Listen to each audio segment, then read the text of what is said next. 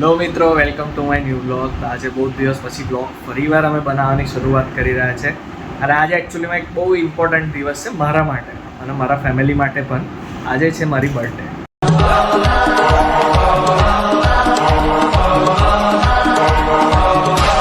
તો બધાને ખબર છે શું કરવાનું છે. કમેન્ટમાં જઈને ફટાફટ હેપી બર્થડે ભરી દો. ઓકે. અને મને બહુ જ બધી વિશેષ આપો અને તમારા લોકોની બ્લેસિંગ્સ આપો. કંઈ નહીં, ફટાફટ બ્લોગની શરૂઆત કરીએ. બિકોઝ અત્યારે કરંટલી ઓલરેડી 4 વાગી ગયા છે. એકચ્યુઅલીમાં કામ બધા બહુ ભેગા થયા હતા, એના લીધે બ્લોગ બહુ મોડો શરૂ કર્યો છે. જો અત્યારે અહીંયા ઝીલ બી છે, એ ઝીલ પણ કામ કરી રહી છે.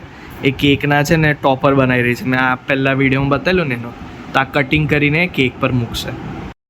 તો જો મિત્રો, હું તમને બતાવું કે ઝીલે અત્યારે કેક તો રેડી કરી દીધી છે. કેક કેવી લાગે છે હું તમને બતાવું. હજુ રેડી નથી થઈ, પેલું ટોપર કરશે પછી ફાઇનલ રેડી થશે.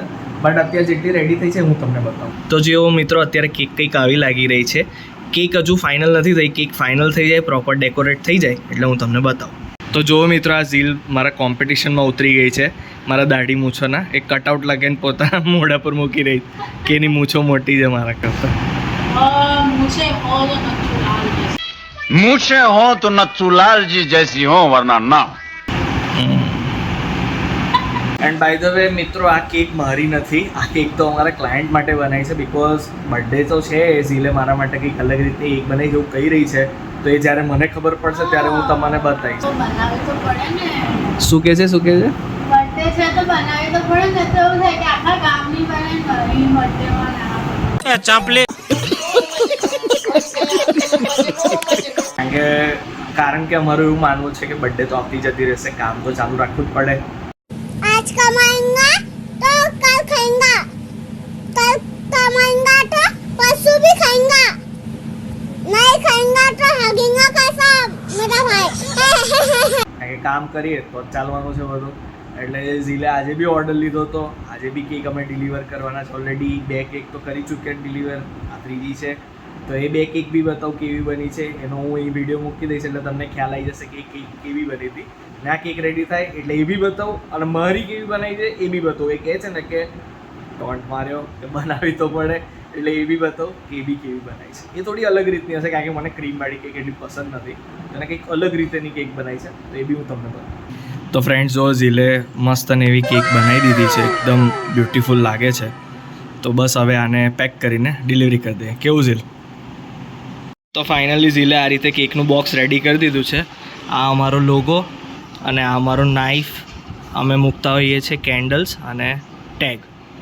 તો હવે આ કેક લઈને નીકળીશું, બરાબર? A few moments later. તો ફાઇનલી હવે હું અને ઝીલે કેક ડિલિવર કરી દીધી છે. હવે અમે જઈ રહ્યા છે શ્રી કૃષ્ણના દર્શન કરવા ઇસ્કોન મંદિર. તો ઇસ્કોન મંદિર જઈને હું આ બ્લોગ કન્ટિન્યુ કરું.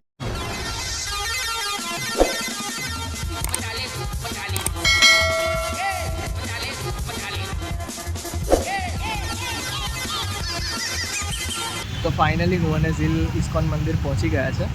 તો આ જો, આ મંદિરના એન્ટ્રન્સ પર અમે ઊભા છે અને આ સામે મંદિર છે.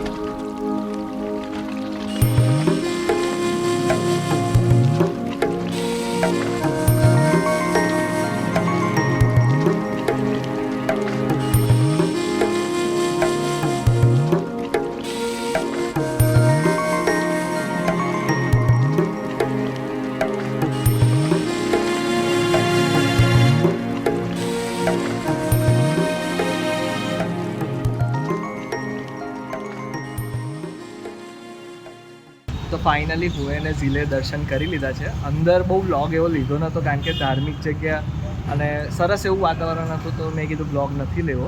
બસ ક્લિપો લીધી છે, તો એ ક્લિપો તમે એન્જોય કરી જશે આના પહેલાં. કંઈ નહીં, હવે અહીંયાથી અમે નીકળી રહ્યા છે, પછી ઘરે જઈને બ્લોગ કન્ટિન્યુ કરીએ.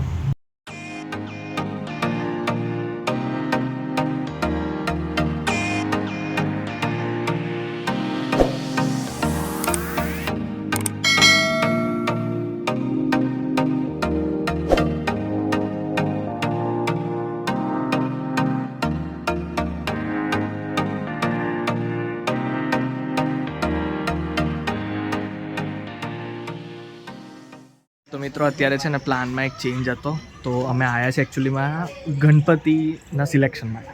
ગણેશ ચતુર્થી આવે છે, દર વર્ષે ગણપતિ બેસાડે છે, તો અમે અત્યારે ગણપતિ બાપાના મૂર્તિના સિલેક્શનમાં આવેલા.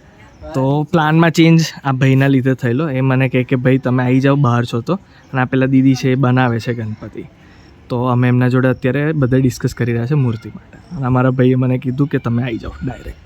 તો જો હું તમને મૂર્તિ બતાવું, તો આ એમની વર્કશોપ છે. આ વર્કશોપમાં આ રીતે ગણપતિ બાપ્પાની મૂર્તિ બનાવતા હોય છે. સરસ સરસ મૂર્તિ હોય છે, બધી માટીની મૂર્તિ છે, ઇકો ફ્રેન્ડલી. જો આ બધી રેડી મૂર્તિ છે આ રીતે. કૃષ્ણ ભગવાન વાળા બધું થઈ ગયા. તું આવ્યો ને એના બીજા તો મિત્રો ફાઇનલી હું અને ઝીલ ઘરે આવી ગયેલા, જમી બી લીધું છે અને અત્યારે શાંતિથી બેઠા છે. અને જો અમે તારક મહેતા કા ઉલ્ટા ચશ્મા સિરિયલ અત્યારે એન્જોય કરી રહ્યા છે. તો જો મિત્રો આ રીતે ઝીલે મારા માટે કેક બનાવી છે, અને ઝીલ તો અહીંયા ઊભી છે, એને આ રીતે કંઈક અલગ રીતેની કેક બનાવી છે. આ કેક કઈ છે જરા કહેશો અમારા મિત્રોને? આ ક્રીમ વગરની કેક છે અને એની ઉપર મેં આખો ગનાશથી આખો એને કવર કર્યું. પણ ગનાશ એટલે શું હોય? ગનાશની અંદર મેં નાખ્યું છે સિંગદાણા રોસ્ટેડ. એટલે ગનાશ એટલે હા. ચોકલેટનું જે આવે એ. Okay, chocolate ગનાશ. એટલે ચોકલેટ મેલ્ટ કરીને તમે નાખ્યું છે. ઓકે, આમ તો જો આમ તો સારી લાગે છે મને. આવી જ કેક ભાવતી હોય, મને ક્રીમ વગરની ભાવે છે. કંઈ નહીં, કટ કરું પછી તમને બધાને બતાવું.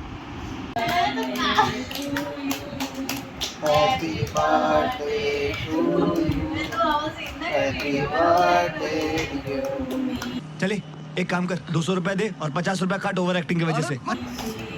Happy birthday to you.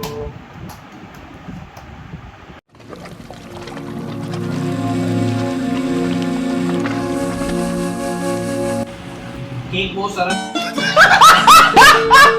બની છે. Thank you. આ રીતેની કેક છે, સારી બની.